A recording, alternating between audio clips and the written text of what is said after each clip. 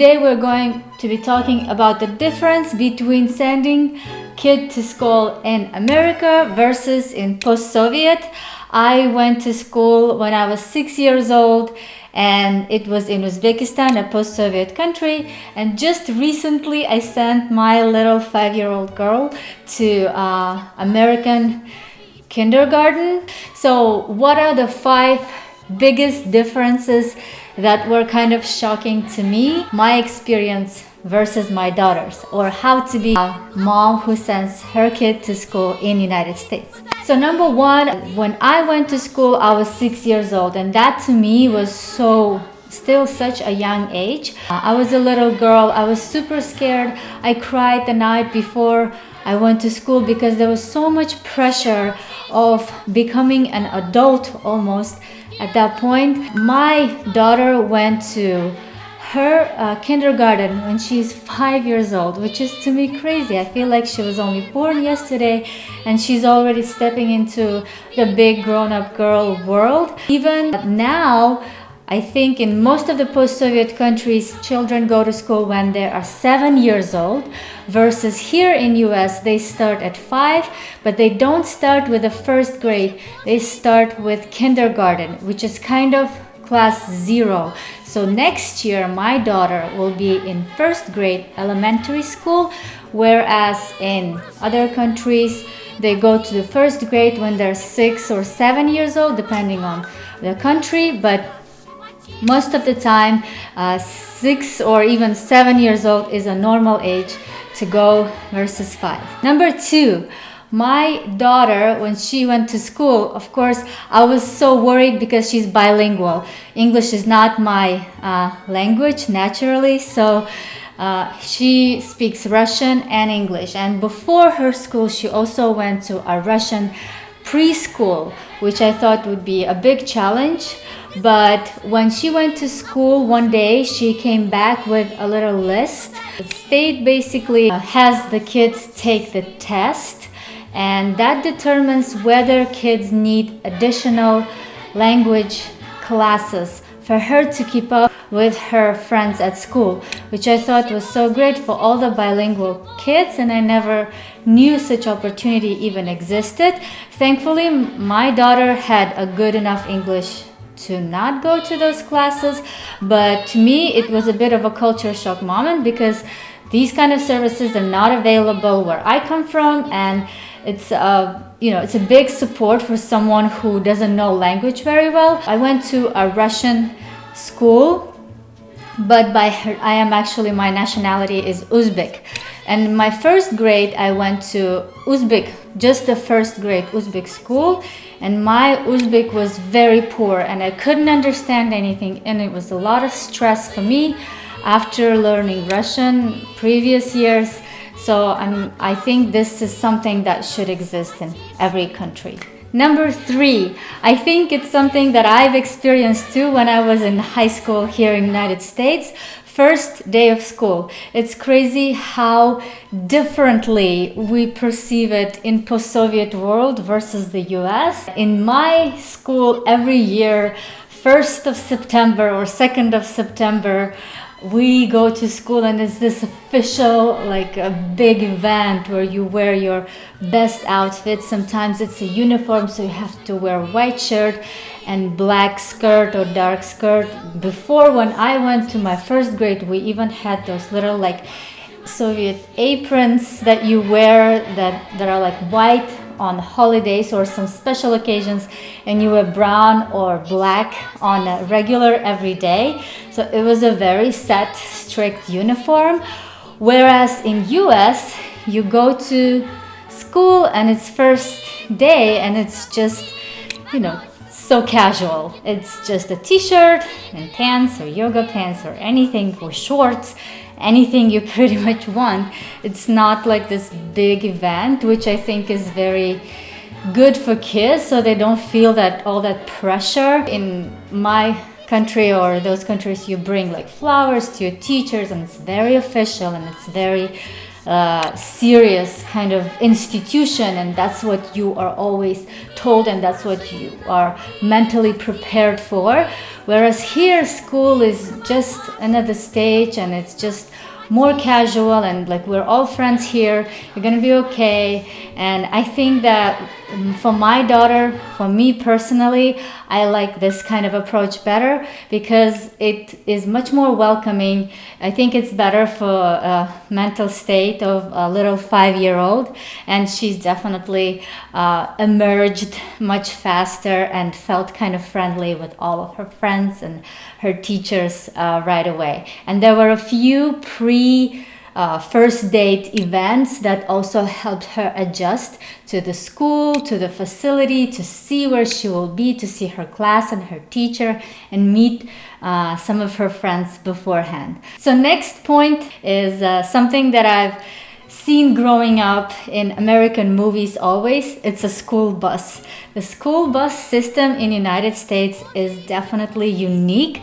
I know in some of the European countries, I think also Canada, that system exists, but that was never an option in where I grew up or in many other countries in the world. You're kind of responsible for taking your kid to school. In the United States, if you live somewhere far or if your parents are not able to take you to school, a yellow school bus will come pick you up and you get to ride this kind of magical school bus and get to school safely with a driver who stops the traffic when it's time for those cars passing by to pass.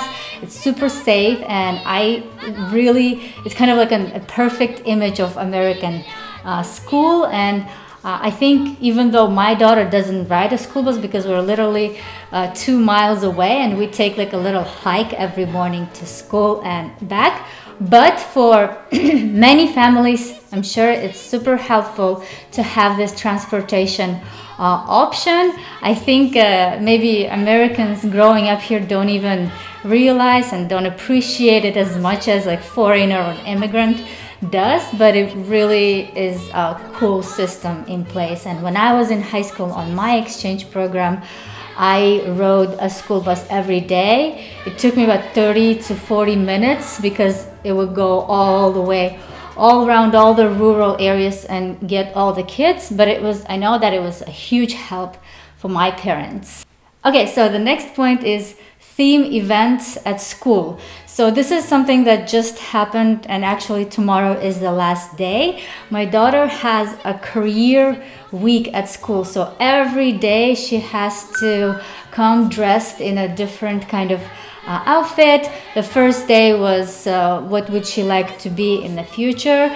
My daughter decided she wants to be a singer, so we gave her microphone and super flashy purple pink outfit, and of course parent fail, we forgot about it. So when we were already going to school, I suddenly remembered. I called my husband. He gathered all the costume attributes, got them to us, and we quickly were able to change on a parking lot just to get her to school and have her not feel different from all of her friends. And it was definitely something that we never did in my school. It was more, our schools were very official. It's very serious. You have classes and you have to attend them, and you have to sit kind of straight and be quiet most of the time. And that was, I think, interesting for my daughter too, to be engaged in and to even think about what she wants to become. We even researched like which colleges would be good, and then they had also like a day when they wear like a college t-shirt and then the sports team and stuff like that. And I'm sure it will continue throughout the year, so now I'm better prepared that I have to kind of follow whatever the theme is introduced by the school, but it's very interesting. All right, and the last thing that was super shocking to me was that the class setup and how the school year started. So I think in our schools, even now, like you have to buy all the supplies. Obviously that part is the same for all the schools around the world, I guess, but for my kid specifically, I had a very strict list down to even like the brand name of pencils. Every single item was listed, and I had to bring it in that amount for my kid. And I believe all of this is gathered and just shared around the classroom. And I even saw some online debate where moms kind of don't want their kid use or other kids to use supplies that they buy for their kids. As a person who grew up in a culture where actually everyone buys stuff only for their own kid, I can tell you that it's so much better when you're 5 years old, when you're in your school and everything is the same pretty much, more or less, because it makes you feel very uncomfortable when someone has something so much better than you. And for instance, in my country, this has gotten to a bit of an extreme point where parents show their status through supplies they buy for their kids or the clothing and stuff like that. I personally don't like that. I mean, maybe somebody does, but for me, it was great that we could just put everything in one box, bring it to school, and I know my kid has supplies and they're no different from other kids. And I really liked the fact that it was all structured. And even when we went to Target, they had lists for every school and grade and the supplies that needed to be bought. It was super convenient. I thought it's a great system to have. This is only the beginning of the year. I don't know what other culture shock moments will happen to me as a mom of a kid who now goes to American elementary school. So maybe I will share more videos. If this is interesting to you, please subscribe and like and comment and share with your friends, and share what are differences in your country in terms of like schools and how you send your kids to school. Parent fails you had, I hope there were more than just me. So thank you for watching and hope to see you very soon. Батареек, сделаны на